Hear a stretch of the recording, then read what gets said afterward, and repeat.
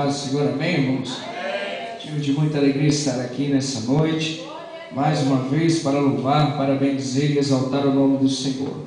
Queridos, eu quero ser breve, vou deixar uma palavra para o seu coração, que o Senhor pôs em meu coração, que se encontra aqui em Atos, capítulo de número 16, do verso 22 em diante, que diz assim: E a multidão se levantou unida contra eles, e os magistrados, rasgando-lhe os vestidos, mandaram açoitá-los com varas, e havendo-lhes dado muitas açoites, os lançaram na prisão, mandando ao carcereiro que o guardasse com segurança, o qual, tendo recebido tal ordem, os lançou no cárcere interior, e lhes segurou os pés no tronco. E perto da meia-noite, Paulo e Silas oravam e cantavam hinos a Deus, e os outros presos os escutavam.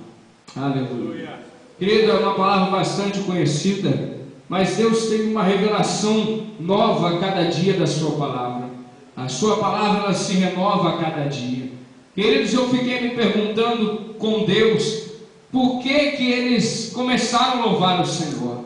Eu comecei a perguntar por Deus qual foi o motivo deles começarem a louvar o Senhor. Porque motivo eles não tinham, missionário Paulo. Eles estavam fazendo a obra do Senhor, estavam pregando o Evangelho do Senhor, quando de repente eles se deparam com uma menina que tinha um espírito de adivinhação, e Paulo repreendeu aqueles espíritos saiu daquela menina, e por causa disso eles foram levados para o madeiro, para ser açoitado com varas. E depois se já não bastasse mais ser açoitados, eles foram lançados dentro de uma prisão, e lá os seus pés foram amarrados em um tronco. Não tinha possibilidade deles saírem dali. E eu me perguntei, mas Deus, por que eles se puseram a orar e a cantar hinos ao Senhor? Não tinha motivo para isso. E acredite, querido, o Senhor me falou dessa forma. Eu acredito, querido, que Paulo começa a olhar para Silas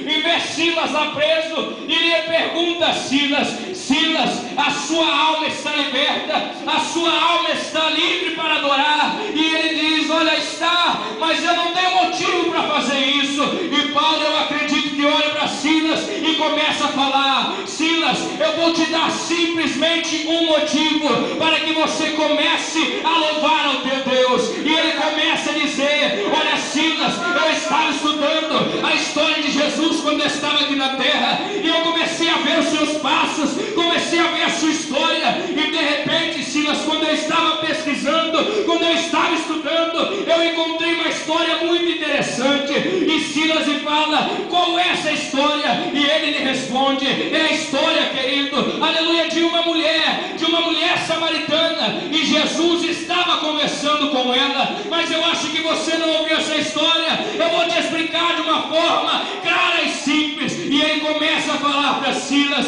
olha, Silas, um dia Jesus, ele estava andando, e ele chega na cidade de Samaria. Quando ele chega lá na cidade, antes de entrar na cidade, ele para dentro, aleluia, perto de um poço, e ele manda os seus discípulos irem comprar comida lá. Eles vão comprarem comida, aleluia, e ele chega ali, senta ali e começa a descansar, pois a sua carne estava cansada. E de repente, Silas, chega uma mulher e começa a tirar água do poço,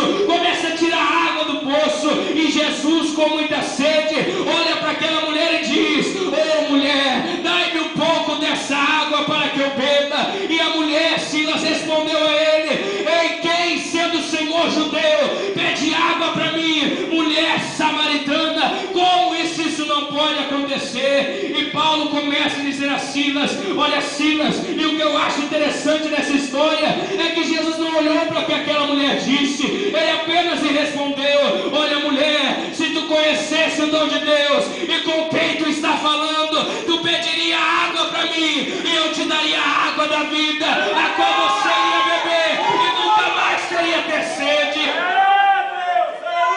E ele continua falando a história para Silas, e Silas já começa a se motivar, aleluia, e ele começa, e Jesus começa a conversar com aquela mulher. Jesus começa a perguntar para ela onde ela morava, se ela tinha marido, se ela tinha alguma coisa, e a mulher se interessa por aquela água. Ela começa a perguntar, mas aonde eu posso achar essa água? Eu quero beber essa água. Aonde eu posso adorar ao Senhor para que isso aconteça?